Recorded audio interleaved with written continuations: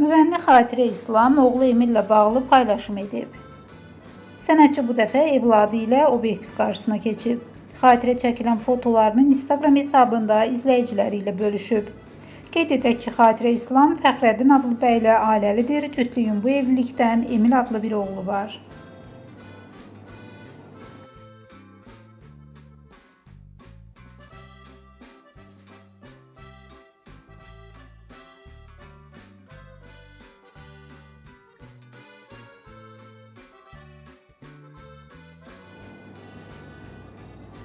Əkizləri Arda və Arın aparıcı Xoşqədəm Hidayət qızı ilə bağlı paylaşım ediblər.